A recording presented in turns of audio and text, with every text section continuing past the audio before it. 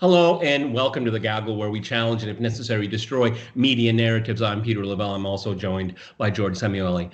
George, I want to talk about good news, which we very rarely talk about on our podcast, unfortunately. As we both basically predicted, the Kremlin made the call, and the representatives from Azerbaijan and Armenia will be holding talks in Moscow to end this conflict that's been going on for like 12 days right now. First of all, it lasted longer than I expected. It was bloodier than I expected. And we had, unlike the other flare-ups in the past over the last 30 years, we had a major outside player, the Turkish President Erdogan, egging on Azerbaijan. It looks like cooler heads are prevailing. We did have reports that cluster bombs were being used in the conflict zone. I'm not prepared to make the call who was using them, but there seems to be ample evidence that this type of weapon, this very deadly weapon, was being used. We also had, through the Minsk group, through the OSCE, the United States, Russia, and I think France all came together and just basically said, I'll use common parlance, knock it off, okay?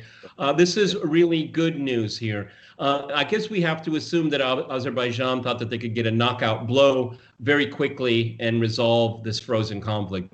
How mistaken they were, because the people of Nagorno-Karabakh living inside of Azerbaijan are Armenian, and this is a long ethnic dispute that's been going on way even before the Soviet Union, frozen during the Soviet Union, and frozen in a different way since the Soviet Union. Your thoughts, George? No, I quite agree with you. I think this is very good news. I mean, I think the talks that I think will be held later today will pertain only to a ceasefire, which is obviously the first step. Maybe exchange of prisoners of war, or just casualties or whatever.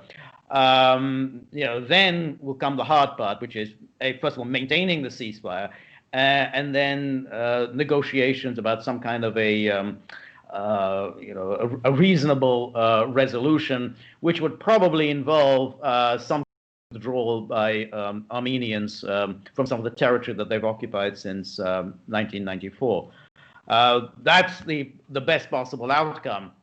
However, I do think that Erdogan is a very mischievous player in all of this, and I think he is clearly has an interest in fueling this conflict, stoking this, and may continue to encourage the Azerbaijanis to continue mounting offensive. There's also the unknown factor in this, which is what would happen if Biden wins this election. Because while Trump has maintained a hands-off attitude towards this, and has just gone along with the Minsk group, as you pointed out, I'm not at all sure that Biden will do that. The one statement that he has issued, he pointedly condemned Russia. He said, "Oh well, we got to deal with Russia because Russia is terrible, being terrible, arming both sides," as if the United States doesn't go around arming both sides of countless conflicts around the world every day. But it also gives you an idea that Biden could well come in, Biden administration could well come in an anti-Russian way into this conflict. In an anti-Russian way, I think that they would like to fuel a conflict between Turkey and Russia. I think that's what they would do. And therefore, they would probably come in on the side of the Azerbaijanis. Well, the interesting thing is that people that but Russia is arming both sides. Yes, that is true. But Russia puts conditions on the usage of those weapons. How many airplanes have fought in this conflict? Not that I know of. There have been some drones. Some people claim that they're Turkish. I don't know. We're very careful on this podcast. But the use of planes has been, from what I know, absent. Why? Because for those planes to leave the ground for any kind of hostile use, you got to get permission, okay? And they, if the call was made, they weren't given the permission here. See, this is what is the problem with the foreign policy blob in the West, okay? They make simple assumptions without knowing what they're talking about here. And one thought that kind of creeped into my mind when I heard about the ceasefire talks is that sometimes, George, and I'm just kind of thinking out loud, and I just came up with this. My gut tells me Erdogan wants a seat at the table, and maybe that's all he wanted out of all of this, to show that he's on the international stage. He sits with Putin, and because Erdogan, as usual, he doesn't really get much out of it, out of his escapades here. But he does get what he perceives as prestige, which, in that part of the world, that's a kind of coinage that you really strive for. Okay, I mean, if you can't get tangible results, at least look strong. Okay, and that's a little facetious, but it's true. Okay, so it's an interesting issue because it's always hard to figure out what is his goal? I mean, does he want to be the leader of the Islamic world, take over from Saudi Arabia? Does he want to a neo-Ottomanism that he wants to revive? Does he want to unite all the Turkic peoples of Central Asia?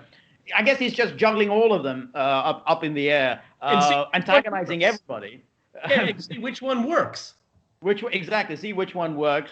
And he knows that although he's got very bad relations with France, I mean, right now, he's got Germany in his pocket because the Germans are terrified that he will unleash those 3 million, refugees into Europe and will all make their way to Germany.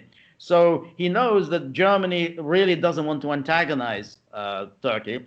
And of course, Russia also doesn't want to. The question then is, well, will Erdogan cross any red lines? I mean, it seems like for Russia, the red line is either if he gets involved directly in a conflict with Armenia, or if he's actually shown to be shipping jihadis to Azerbaijan. I think that would also be a red line because Russia really, really doesn't want these jihadis back in Central Asia. So if the Russians have evidence that Erdogan is facilitating this, I think that really would be a red line, and that he would be clearly told that this is serious stuff. My sense is that Erdogan has gone as far as he's wanted to go, because if he gets a seat at the table, and it would be very symbolic, but that would achieve his goal. Okay. Other than that, I don't see, other than shipping jihadists from Libya or Syria, I mean, there have been reports of that. Other than that, I don't think he would expend too much more capital, because at the end of the day, the very fact that Azerbaijan and Armenia are looking towards Moscow for some, I wouldn't say resolution, because I don't think there is going to be a resolution. Essentially, the diplomatic doors in Moscow allow both sides to take a step back, and that's the whole purpose of this. Okay, because it is intransient. There's no one is going to prevail. Okay, because you have to understand, for the people of Nagorno-Karabakh, they are Armenian. They see the Azerbaijanis as a existential threat. To be or not to be. It's that stark for them. Yes. It's that stark. And the Russians are painfully aware, but we have to remind our viewers, Azerbaijan and Armenia were part of the Soviet Union. I mean, the Soviets watched the Soviet Union collapse, and that was one of the conflicts that pushed it over the edge. We saw the quote-unquote nationalities policy of the Soviet Union completely unravel. So, yes.